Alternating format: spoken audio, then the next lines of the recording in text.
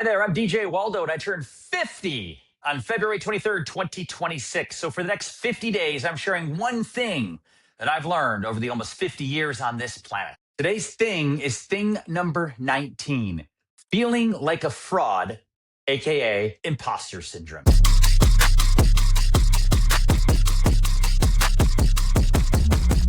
All right, thing number 19, feeling like a fraud, aka imposters syndrome. Have you ever had that moment where you say to yourself, I don't belong here? You look around to your left and to your right, and you say, what am I doing here? How did I get in this place, on this stage, in front of these people, whatever the case may be?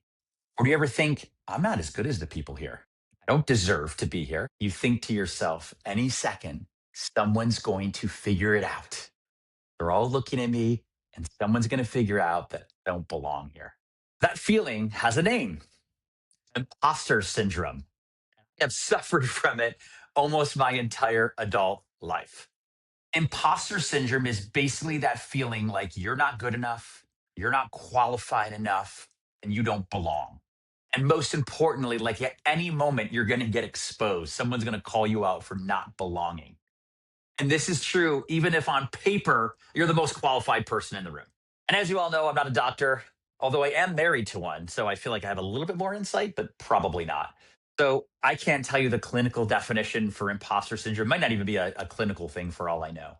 But I can tell you it's a real feeling. I've also noticed it tends to show up for type A overachiever types. How do I know this? Well, I used to speak at a lot of conferences.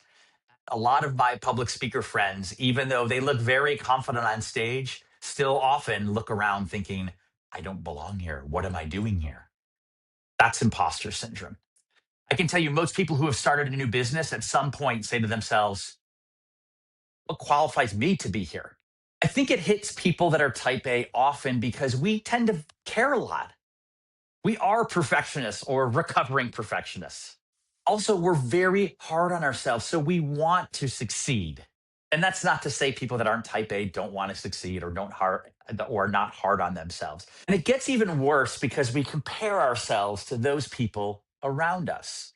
And oftentimes we're comparing ourselves to people that are already at the top of their game. And not surprisingly, social media makes this even worse because everything we see is people doing their best. Now, I know there's this trend to be more authentic and show vertical video and make more mistakes and all that, but there's a lot of content out there where it really looks perfect and everything's great. So I've definitely felt this many times in my life. I think the most often I felt it is when I'm doing public speaking. I will never forget the time I came off stage and I was probably a couple thousand people, and I came off stage and I just felt this knot in my stomach. I felt terrible. I felt like everybody was staring at me, thinking, this guy has no idea what he's doing. Meanwhile, at this point, I'd written a book about email marketing. I had been going around the country for 2+ years speaking about email marketing. And this was 15 years ago or 12 years ago, or whatever, where there wasn't a lot of people talking about that topic. I was one of the few people in the country that was really talking about it. I'm not saying that to brag, but I just mean like I was at the top of my game, if you will. And I still had that gut feeling. I remember going to my therapist and explaining this to her. And she said, well, what evidence do you have that you were terrible? And I said, well, I don't know. I felt like it was just I came off the stage. What evidence? What did somebody come up to you afterward and say, DJ, that was terrible?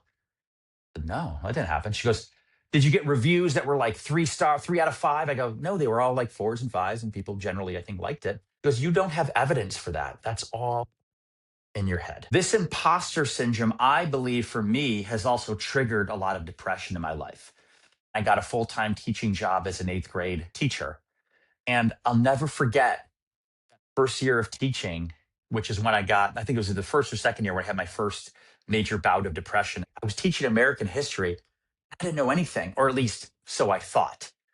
I remember thinking that there was 8th graders in the class that knew more about American history than I did. And by the way, in hindsight, that might have been true. There were some 8th graders that not only were really smart, but were really into American history and read American history all the time. I wasn't that guy. I just wanted to teach. American history was the tool, the vehicle to get me into the classroom. But I wasn't not a history buff necessarily.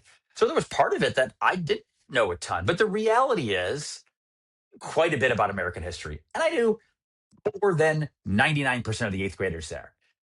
In hindsight, looking back, like, yeah, so what if a couple people called me out and knew more than me? I don't think an eighth grader was looking at me and saying, "You're a fraud, you're an imposter, what are you doing here?" At least I hope they weren't. See, still trickles in once in a while. How have I overcome imposter syndrome? First of all, I have it entirely. It still creeps in once in a while, 100%. Still hits me once in a while. But for the most part, I go back to thing number three about perfection being overrated. I don't try to be exactly perfect anymore. And I know that people are better than me. I'm okay with that. I'm doing this project right here, 50 things. I'm not the only person that's done something like this. I'm sure people are better at it than me, but I don't let that bother me as much.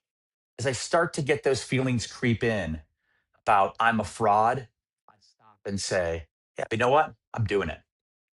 At least I'm there. I'm showing up. So my challenge to you is when you're having those self-doubts, first remember that's normal and that's okay. And I think very much it's because you're challenging yourself to be better. But also remember when you're comparing yourself to those that have been doing it for much longer than you, that's not a fair comparison. Compare yourself to your peers. Compare yourself to yourself. Are you getting better than you were before? The goal, I believe, is to continue showing up and be the best version of you that you can be. All right, that's it. That's thing number 19, feeling like a fraud, AKA imposter syndrome. As always, if you like this episode, if it resonated with you, please share it with somebody. Remember, full episodes live on 50things.co, YouTube, and Spotify and Apple Podcasts. I will see you tomorrow for thing number 20. Thank you. Thank you.